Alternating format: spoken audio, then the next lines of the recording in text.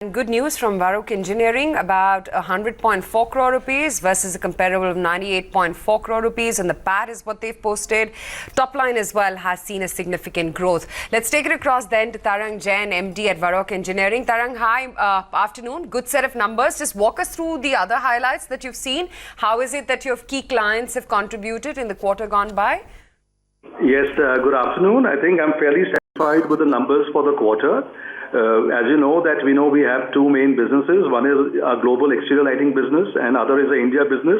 And I think we have seen very good growth, with all our key customers in both the segments. Where it comes to the lighting segment, we have done a significant business with all our top customers, whether it's VW, Renault, or Ford.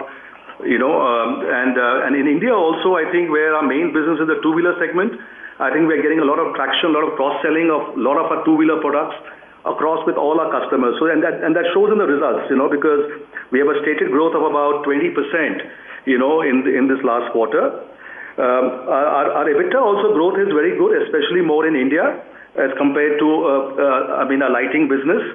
So I think going forward, this is the first quarter. Normally we do much better in the second half.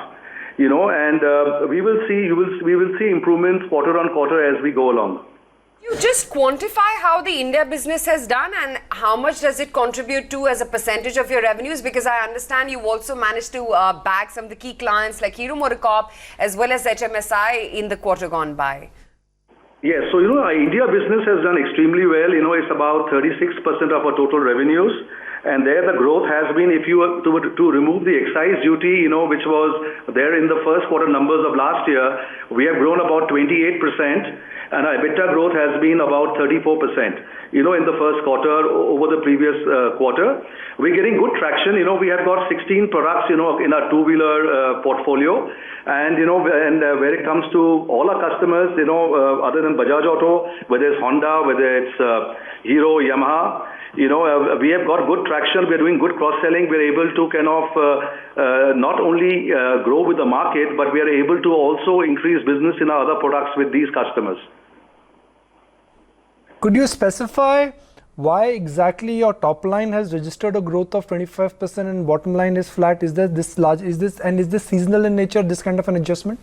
No, not really, because, for example, in India, 90% of our business is in the two-wheeler segment, and two-wheeler segment as it is has grown at about 16%, in this first quarter, and overall we have grown 28%. The reason is that for example, if you were selling 5 products to Honda last year, we are selling 7 now.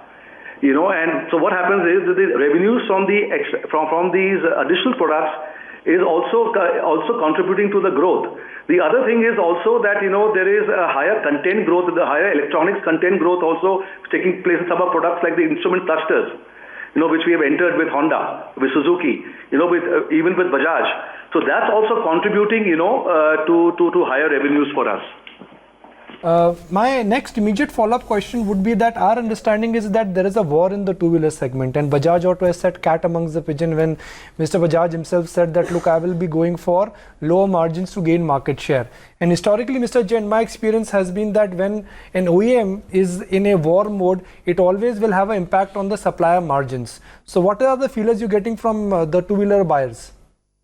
Not at all. Because see, what happens is that historically for us, whether it's Bajaj or any other customer, what happens is whether it's a premium model or it's a commuter model, our costing is the same for, all the customers, and there's no differentiation made.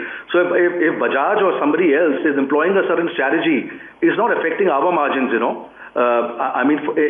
our products at all. And there's been no discussion at all of this kind with Bajaj also. What will be the benefit of a weaker currency on the export business? I think it's positive. I think our exports here, are not that much. It's about 5 or 6% of our revenues out of India. So that always has a positive impact. As you know, that both the euro and dollar have appreciated, and I think there has been a positive impact to us, but it's to the extent of 5% of our revenues only.